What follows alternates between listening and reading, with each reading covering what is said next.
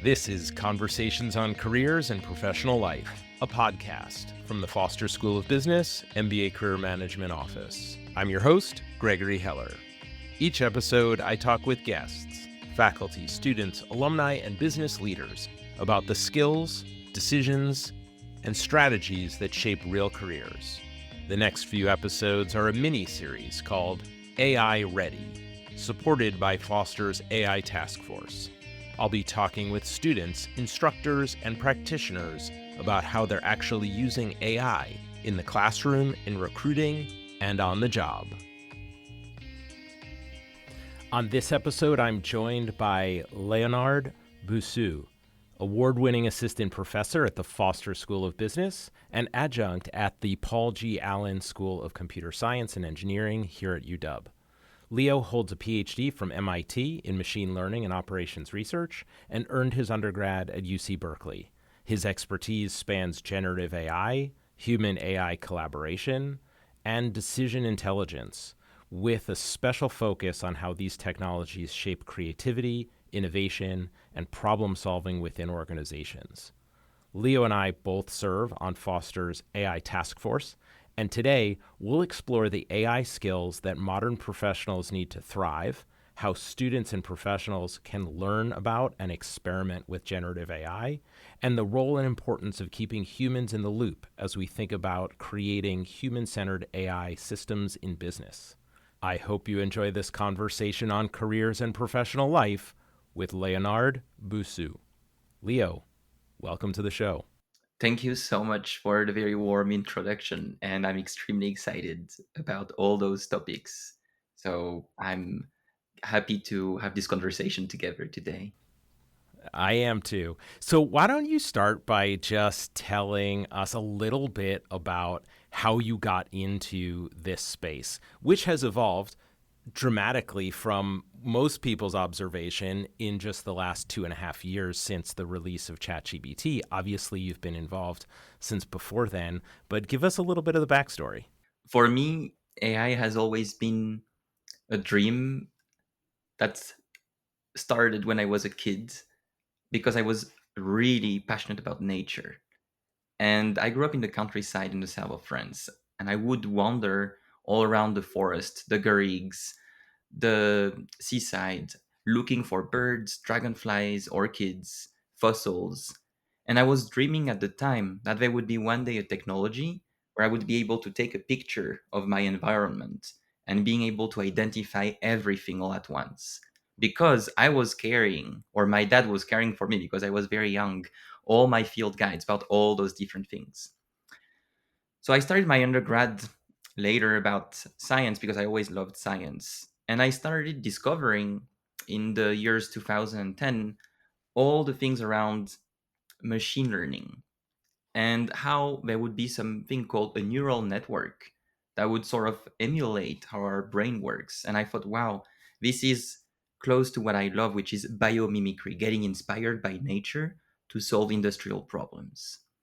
So the first project I ever did with AI was building an insect identification app where, because I was really liking insects, I took a data set from a famous museum in France, trained my own AI algorithm to recognize those insect species, deployed it within a web app, put it on the Play Store, and it got downloaded more than 50,000 times in more than 120 Wow. countries.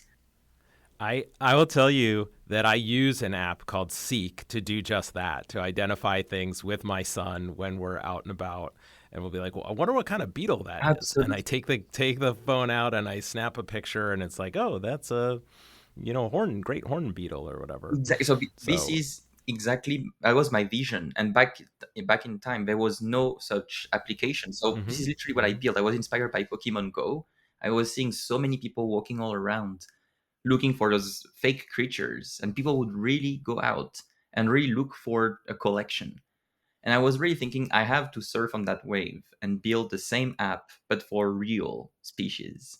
So I worked that out, and it's how I got into AI so vividly. It was ingrained in my passion, and I kept pushing that project very much over many years and actually deployed those algorithms for museums. For instance, in Montreal, where I learned AI with Professor Yoshua Benjo. This is where I met also a museum that was very excited. So for me, AI is a field of passion that allows me to tackle every problem and every dream I have because it's applicable to so many different fields. So, from identifying bugs to teaching in a business school, let's talk about that transition and now how you think about applying AI to the kinds of business problems that you're teaching our students to solve. Absolutely. So what I realized is I have a passion for everything. And when you have a passion for everything, you always hear people telling you you should focus and you should specialize in something. But I do not want to specialize because I want to be, in a way, a specialist of everything. Lucky me, AI allows me to specialize in everything because AI can tackle so many problems. And I would say that my approach is to teach general methods that you can apply to whatever dream, whatever problem, whatever company endeavor you have. Because I think it's an approach, it's a way of thinking, it's a mechanism. So, what I love teaching my students and in general our community is how they can leverage what they really care about, having technical tools, but also specific tools in AI that can do a lot of things for them, even though they don't necessarily have the technical skills, and then bringing all of that together. So, this is broadly speaking. Now, if we want to be more specific, what does it mean? It means discovering what is a problem. It means, for instance, really knowing your problem, talking to customers if you're in a company. It's about really identifying the pain points. It's about now, for instance, checking a few ideas about how to solve it, building a solution among your favorite ideas, prototyping, modeling, testing with customers. So this process has been there for countless years. Now, what I'm teaching the students is how AI can come in the loop of every single one of those processes. And just to give you a little example, it's a classic one. If you have to brainstorm, ChatGPT or your favorite model can help you, giving you 10 ideas, 100 ideas, and you can push it into many different directions. You can ask ChatGPT, give me 10 solutions that are really crazy and unusual, and it may give you some inspiration. And this co-creativity between the AI and the human is allowing you to explore new spaces. That's an example among many that we'll talk about. Yeah. So it seems like the popular media has been awash in articles about the dangers now of offloading our thinking or our creativity to these AI models and the impact that over reliance on AI may be having on students at basically every level of education. How do you balance that? You know, it's one thing for me to sit down and try and come up with 100 uses for a brick or a paper clip. It's another thing for me to just ask AI, have it spit it out, and maybe not really interact with that output. So when you're working with students on problem solving or ideation and creativity, how do you encourage them to collaborate with AI as opposed to delegate to AI? Absolutely. This is a classic question, and that's really important and at the core of my teaching too. It's been shown by multiple high quality studies that because AI is sometimes treated as just a delegator, a ghostwriter, you don't interact with the content as much and you don't retain information as much. So there are multiple solutions to this phenomenon. The first one is those AI companies have understood that issue, and they most of them have released a student version that is more taking a Socratic approach to questioning, not giving you the answer away, encouraging you into thinking deeper. So, for instance, Anthropic with the model Claude or ChatGPT, they both released such version for students, and that's one of the things I'll tell my students to use. Like, use these models to help you. Next, it's about really realizing what is there for you. Are you just trying to do something fast because you don't really like it? In that case, I would say, because you take so little time to do it, try to push it further into a direction that you like. Be the driver of this interaction. Don't just be passive and just having the AI doing it for you.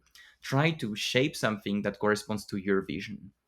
So it replaces the students and it reframes them into being the masters of this AI, driving it to obtain a specific outcome that they have to think about. However, I think the onus is also on the teacher, the instructor, to push those students in the direction, because we all have sometimes this tendency of being lazy. If you AI can do your work sort of perfectly with no thinking, why should I do the extra effort? So I think this is where you have this human component about inner motivation, dreams, realizing why you're doing all of this. It's not just for the purpose of the exercise, it's to train yourself into solving grander problems that you will encounter in your life. So, this is what I include in my teaching. I always have special sessions where it's not about AI, it's not about technicalities, it's all about how I made it in life. The things that worked out, things that did not work out, how I managed, for instance, to give a TEDx, how I managed to meet famous people, literally those little things, and how the human component is in fact at the center of all of this. And how do you leverage AI as a tool, a technology to co-create, but not replacing us? So it's all about strategizing and retaining our goals and our drive. And that's what I emphasize in the teaching. I think something you hit on there is really important, which is that we need to think about why we're using this tool. One of the things that I've noticed is that there can be obvious productivity gains. Sometimes that's just about doing something faster, or it's about doing something that would otherwise not get done. But from the perspective of an educator, if I'm trying to teach a student something, I don't want them to just take that prompt and stick it into AI and give me the result, because there's no value to me in reading what they've written in that assignment as much as there is value to them actually writing the assignment. This sort of productivity approach or mindset. For those of you who can't see, and I'll probably edit this out, I'm in one of our fancy recording rooms in the Foster School, and I didn't move enough, and the lights just turned out. So one day the AI will be able to understand that you're. I know, right? So I have a funny side note. Last night, we're starting to rewatch The X-Files with my son, and the episode is called Ghost in the Machine, and it's in 1993. It's about a guy who programs this super intelligent early artificial intelligence to control a building, and it becomes sentient. And when someone else at the company decides to cancel the program, it starts killing people by electrocuting them and locking them in rooms and stuff like that. One of the people says to Agent Fox Mulder, "How much do you know about artificial intelligence?" I thought it was only theoretical. It was. 2 years ago, you remember Helsinki, the first time that a chess-playing computer ever beat a grandmaster? That was Wilczek's program. And the rumor was that he did it by developing the first adaptive network. An adaptive network? It's a learning machine. A computer that actually thinks.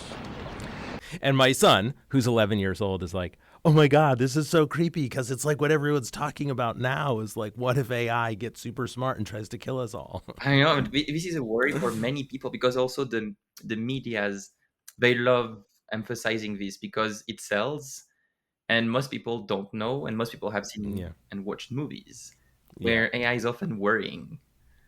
So it's part of the whole culture of being worried, and that's also one of my duties I see as teaching how the technology can do really good things. Of course, emphasizing also do bad things like every technology, but building all together for the better, and emphasizing all the challenges. AI is not all gold and fancy. It's also polluting. It's also a lot of problem around racism, specific ways of writing that are helping certain people. It can help certain specific categories. It's shaping minds. Those are things that we need to address.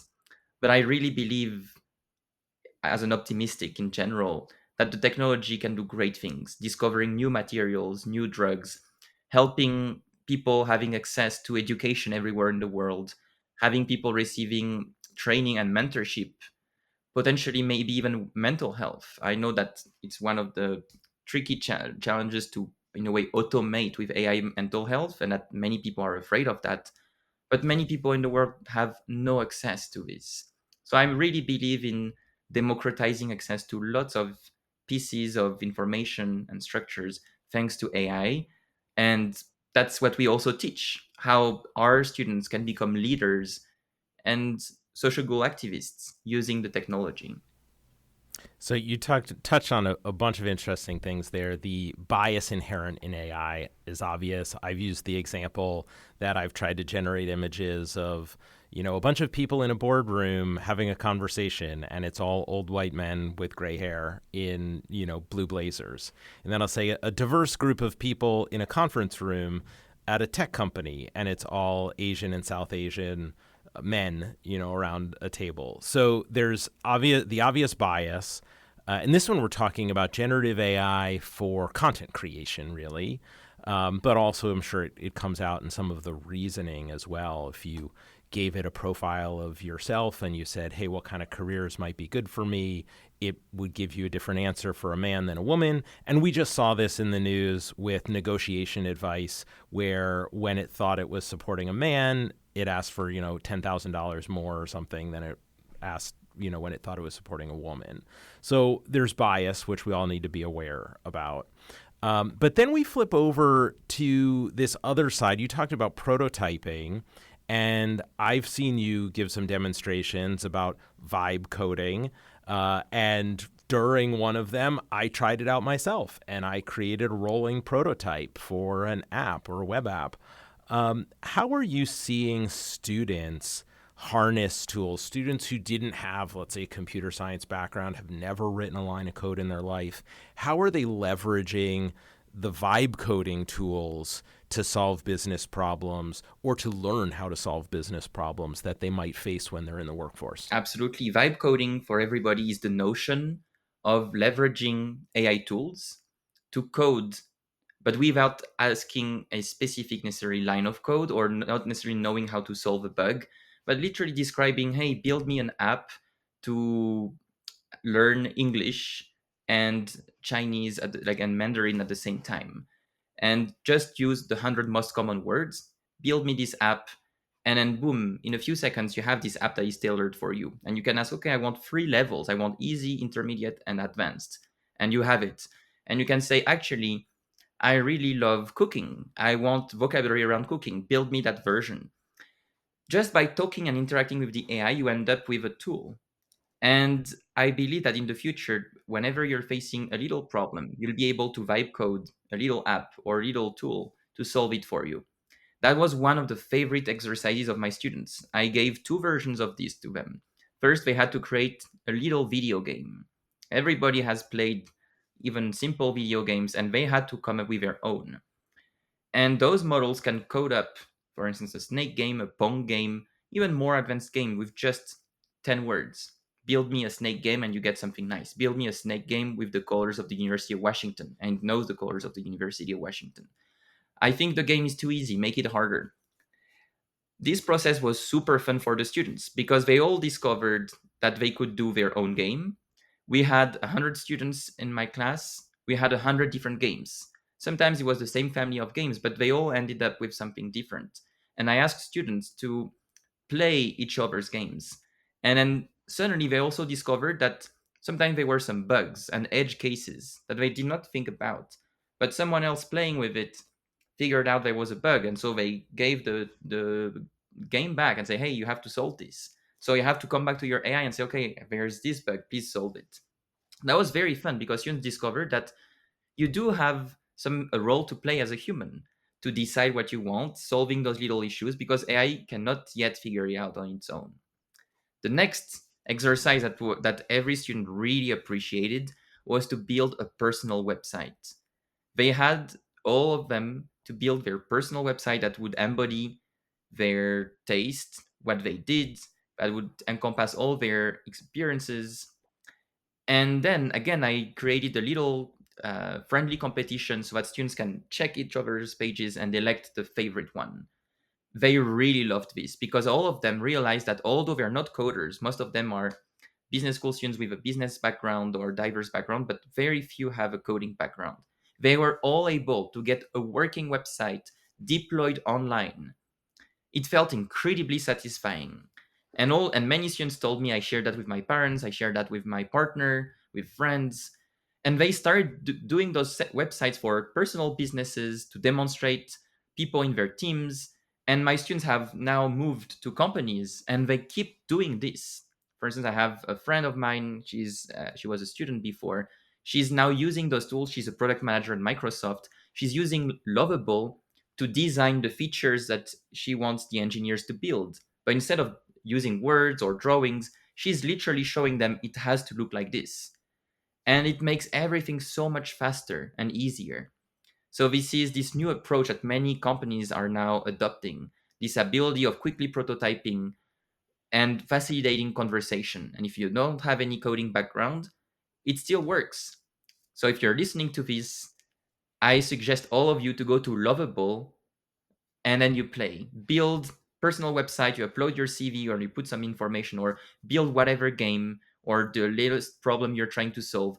Build this little app and see for yourself what AI can do and what it cannot do and where you still have to play as a human. And that's what I teach too, how to do that well.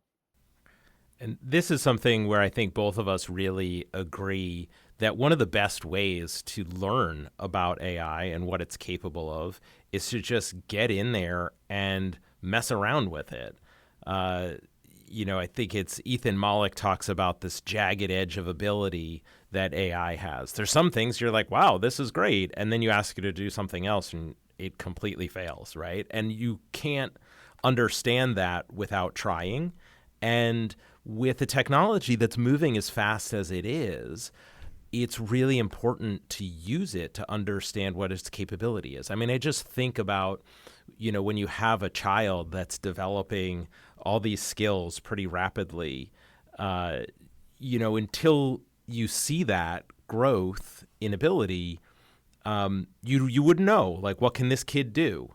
And that's kind of the way it feels with a lot of these models where, if you checked it out a year and a half ago, it couldn't do something and now it can do it easily. Absolutely. So how do you sort of stay on top of the developments in AI and the capabilities of these different models? And how do you balance that with everything else that you do? I mean, I know you've got a website where you're sharing a lot of your learning. You teach, you've been running workshops. I'm sure you're doing a lot of research as well. So there's what you do, and then what do you advise, let's say, a person in business to do to stay on top of these tools? Absolutely. So first of all, I want to tell everyone that even if you're in the field, even if you're building, you always feel like you're always behind and it's always going so fast. The engineers themselves can't even catch up with what we are building. And that's already a bit reassuring that even though you feel it's not your thing, everybody in a way is struggling to just grasp the extent of how incredible those tools can be. And I want to give a few pieces of advice. First of all, never assume that if AI cannot do this, you won't be able to do it in 1 month or 2 months. Second, never assume that if it doesn't work once, it will never work. It's possible if you re-ask the same question a second time or to a competitive model, it may work. Sometimes it's all about the prompting.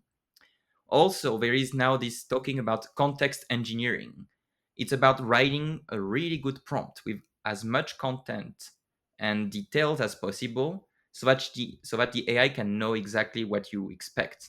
Otherwise, this AI, we often use the analogy that treat this AI as you would treat a smart intern that does not necessarily know how to take responsibilities or take initiatives, but would do really good work if you tell exactly what to do. So this is kind of true.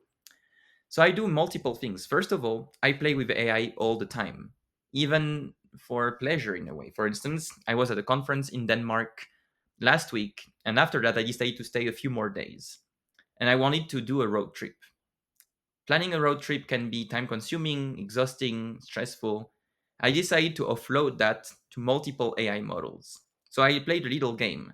I asked every single AI I know that is really good. I asked ChatGPT, Gemini, Claude from Anthropic, Perplexity, Grok, and I asked them the exact same question. I have 6 days for a road trip. I will rent a car. I want to start in Copenhagen and come back to Copenhagen. I'm ready to drive. I want to maximize culture, discovering nice cities, and nature. Also, you have to know I'm a bird watcher and I really appreciate having good bird watching spots. You see, I give not that much information, but enough so that the AI will start doing something I like. I ask all these AIs to do the exact same thing. Why do I do this? I do that all the time. In fact, to ask every AI the same thing, to compare what they're good at, so that I can have a mental model of what each model has as capabilities. This is if you like playing, you feel like you like discovering, you're savvy. If not, I would just advise choose either Gemini, Claude, or ChatGPT. They're all incredibly good and can do lots of things. It's just that I love knowing, in a way, before others, these little side things. So I got a nice layout. I choose my favorite one. Actually, it was from Perplexity. And I really wanted to do a lot of bird watching. So I knew that there is a specific database for birds in Denmark that is in Danish. So it's not even in English. And I know that I only want to focus on birds I've never seen. What did I do? I downloaded my database of birds. It's like an Excel file. I uploaded this to ChatGPT Deep Research with the exact 6-day program I got from Perplexity. And I say, now I want you to figure out every single spot on the road to minimize travel times and maximize nice, beautiful nature and figuring out the species I've never seen. I had no idea if it would work. And I know that 6 months ago it would not work. I tried that and it worked perfectly from the first attempt. I was very impressed because it means that the AI was able to go for an entire website, compare the different sightings of the birds, do it day by day, checking locations and knowing something about distance. This is thanks to tools called deep research, tools that allow the model to web search. And all of these felt exciting for me because it's about my passion. So, what I would give as an advice is figure out the things you like the most, the problems that are the hardest, and play with all those AI tools to see what they're doing, what they're proposing. And don't try just once, try multiple times, keep iterating. So, that's the first aspect. Play a lot, have fun. Okay, I want to jump in here because I love that you did this. I've been using AI tools like ChatGPT and Claude to do trip planning for 2 years now, I think, for probably from the first time that I did it. And one of the things that always concerned me is, how do I know that what it's telling me is actually accurate? And I haven't gone as far as be like, okay, give me the exact itinerary. I suggest, I'm going to be in New York for 3 days. My kid's really into Revolutionary War history. Tell me what I should see. And I lived in New York for 10 years, so I know what I should see, right? But I wanted it to give me a real capsule summary. But here you're in a new place and you're entrusting it to, write you a guide like you would from Michelin or Fodor's or Rick Steves or something like that, crossed with Audubon Society. How do you verify that it's not going to drive you off a cliff, figuratively Absolutely. speaking? So, you know what? I love those examples because this is what I show students. And whenever I find something that did not work out, I keep it as a cool example. And among all this massive, huge information, there was one mistake I figured out. It just mistook a place to be close by. It was actually much further, an hour away. Not a big deal because I did check everything on the map myself. But it would be poor planning to do this. So I would say out of the whole thing, it was 95% correct. And most of the time, those AI models are getting so good that they're typically 90 to 99, even sometimes 100% correct. But those little mistakes are precisely the reasons why we still need to maintain some ownership, some responsibility in checking, and why we humans are still there. Even during automation, we still want a human here or there. Here it's fun. It's for travels, not big deal. You will check before going on top of the cliff. But now imagine if it's about work, if it's about hiring someone and you want AI to check a CV, if it's about making a decision about how many units do you want to order in your supply chain. This is where we're going in companies, having AI automating all of this. And actually, it takes way more time than you would expect because of those little edge cases and little mistakes and then have tremendous consequences. That's why we still have really good days ahead as humans, because definitely we want to automate, definitely we will modify many jobs, but then we humans will have more roles as moderator, checking, creating workflows. There will be new jobs that are all about human AI collaboration. Consultants that will be expert about how do you get the right human in the loop right here or the right AI in the loop. So these are new jobs. Many companies will want to have those little agents working for you, and we haven't figured out the science yet. It's really an incredibly hot topic and an amazing opportunity to have fun because AI will help you doing lots of things, but still maintaining all this overview as what we can do as humans. And that's also what I'm showing the students. Like those new jobs are for you as well. So as we draw to a close here, and we could talk, I mean, this could be hours of talking about this because both of us are really deep in it and enjoy the discovery. But as we draw to a close, I wonder if there are a couple high-level pieces of advice that you would give to a student or a job seeker about how to approach thinking about using AI both in their career exploration, preparing for interviews, let's say, and then really acing the first 90 days in a job. Absolutely. I would say, first of all, remember who you are, what is special about you, what do you like in life, what is your passion, what makes you human, and be strong in your inner core. Technology can be frightening. What AI can do can do it's super frightening, definitely. But if you're happy, if you seeing this as an opportunity for you to have fun, solving problems you always cared about but never had time or never knew how to do it, treat AI as a friend here that can have a dialogue with you and be having this critical thinking. And this is just an amazing time to be alive, to just ship and build, have capabilities that before you would need a special degree. Now AI can bring you that knowledge. It doesn't mean it will be correct. This is why you really need this critical thinking and be active in the whole process.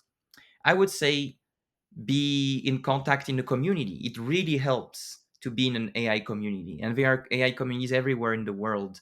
For instance, I can mention the AI Tinkers, where I often go, where I learn myself lots of things. By going there, I meet hundreds of engineers, people who build on the weekends, and I learn little tricks myself. Then everybody can teach you something. It can be a beautiful icebreaker. What's your favorite use of ChatGPT? What is the most creative thing you've ever done? And just push yourself out of your comfort zone and boundaries. Use AI to solve harder problems than before. Use AI to discover new science. Check those tools like deep research, Lovable. What is an agentic workflow? Start following people if you like, for instance, social media. Start following influencers in AI. I know it's always about influencing, but I do learn lots of things on X or LinkedIn, and I just interact, play with it, share with friends. And for me, it's all about fun and having an impact that makes me happy. So I always place the human at the center, the community, and learning from each other. And I would say, really remember what makes you a human, push your creativity, and have fun. I think that's great advice. You know, I picked up a really interesting, I would call it a meta prompt recently from an influencer. It's called Lyra, Lyra, and you can find it online and just use it on a website. But I've created my own Lyra, and you're talking about what maybe we could describe as high context prompts. And it's been amazing to help create those. And I actually just showed it off at a recent symposium that we held here at Foster for career center professionals from around UW's 3 campuses. And I was like, is this your prompt? And it was like a 1-line prompt, or is this your prompt? And it was like 3 pages long. And people were like, how do you do that? And I was like, I don't write it. I get AI to help me write the prompts. And so I think those are really, I wouldn't have found that without following some interesting people on LinkedIn and Instagram and elsewhere. I wonder, are there any particular newsletters that you subscribe to that you would recommend for someone who's trying to dive in and learn this stuff? Absolutely. So I would recommend Alpha Signal. This is a newsletter that is very high quality, and they make a nice summary every few days of the latest news in AI. It's super popular. And there are a few people online, for instance, Irfan Malik that you mentioned. He's always posting quite interesting and sometimes extremely interesting facts. He's very aware of where AI is going. He has a nice One Useful Thing Substack. And then algorithms are really good too. If you start liking those posts, for instance, on LinkedIn, the algorithm will pick up that this is what you like and will start recommending other things. So by doing this, you will have a good time. I can even tell you a fun fact. I have a friend of mine I just crossed path with. He told me, you know what? The LinkedIn algorithm is always recommending me things you like, and it's always super good. So I was really happy about that, because it means that in a way I like good things, that the algorithm recommends me good things, but it also knows what my friends like, and then the algorithm is pushing that to them. Who built this algorithm? Engineers that know AI and machine learning. So it's very fun. It's also what I learned during my PhD, is how to build recommendation systems. And so have fun. Try to understand, if you like, for instance, TikTok or Instagram, how do they recommend you such good content or things that get you hooked? Maybe it's not high quality, but you're hooked. Why? Ask ChatGPT why. And then start playing with it. And instead, you could what about building your own app to learn science? Literally by having something that gets you hooked. And now it can be the TikTok of science. And just spend an afternoon on this using, for instance, Lovable, a bunch of AI tools, and try to see where it can work, it doesn't work, and then it will teach you so much. So again, my best advice is go play with AI, build a personal website, build a little game, and just have fun. And this is what will give you this understanding. Instead of just reading on the news, following it, you are becoming active. And suddenly you realize it's not that wild and crazy. It's rather something that you can approach and get friend with. All right. And you've got a website. I alluded to it earlier. Why don't you tell us what that is? Absolutely. So I love open sourcing content, and I open source my lectures. I open source my homeworks I give to the students, some talks I give, some videos. And good news, this content will be also available as videos, because as a PhD student, I started building something called Universal AI with MIT. And now we are about to release 3 courses all about AI in the whole curriculum to everybody in the world. And our goal is to reach 1 billion learners. So check that out. There are countless universities, including University of Washington, having online courses, and you will be able to learn. That's what is beautiful in our time, is that we have so much high quality content for free. So keep in touch. If you want, add me on LinkedIn, check my website that maybe Gregory will put in the link. Of course. And so that's a pleasure. Thanks for everybody who listened to us. I always love AI. I always love beautiful conversation about life, about your passions. And I really believe we're going towards a better world. I know it's cliche, but that's where I'm here for. What we teach at UW, we want to foster a better world, and we will. And what's that URL for your website? Just say it for us, It's and then I'll put it in the show notes. www.leobix.com. And if you want the Gen AI webpage, you just add the /Gen AI. That's great. And it is a tremendous resource. Thank you for putting that together and making all of that content available. I do want to acknowledge one thing as we wrap up here. We talked about a lot of the positives of AI. We only briefly, you alluded to some of the environmental costs of AI, we didn't talk about intellectual property issues that arise around it. We did talk a little bit about the bias. So this was, we were sort of AI boosters here on this call because that's what we are. But I think we also are aware of and think a lot about some of these downsides, some of the challenges. But the only way that we're going to be able to shape that future is by being a part of the conversation, understanding the value of these tools, and then pushing to minimize the harms that they can cause. Absolutely. And it's also what we teach. We teach how to be responsible with all of that. But you can also think that for every problem there is, that's a business, that's an opportunity, that's something to solve. And there is a lot of money in solving all these problems around intellectual property. The problem of electricity consumption. How do you get small models to work out? How do you get models to be fair? Countless opportunities for us. And that's what we teach, that's what we train for, and this is what we want to do. All right. Thank you so much, Leo, for having this conversation on careers and professional life. I'm going to put a lot of links to resources in the show notes, which everyone can find at conversationsoncareers.com. And something tells me this isn't the last time that you're going to be on this podcast, Leo. Thank you so much. Thank you so much. That was my pleasure. I always love our conversations, and I'm looking forward to the next one. Thank you, everybody who followed us, and I really believe in a beautiful future, and we will make it happen. There are a few things that I take away from this conversation with Leo. Collaborate, don't delegate. When students just hand a task to AI and accept the output, they don't learn. Build something personal. Leo's most effective classroom exercise wasn't a lecture. It was having 100 students build 100 personal websites with no coding background. You'll learn a lot about AI by using it, not just reading about it. Never assume it can't. 2 rules Leo gives. Don't assume AI can't do something it failed at last month, and don't assume a failed attempt means it will never work. AI's capabilities keep expanding, so keep trying. This is often referred to as the jagged edge of AI capability. Context is everything. The smart intern analogy holds here. AI will do excellent work if you tell it exactly what you need. Vague prompts get vague results. The effort you put into a prompt determines what you'll get out of it. And finally, remember what makes you human, or what you care about, what problems matter to you, and what's distinctly yours. AI can amplify those things.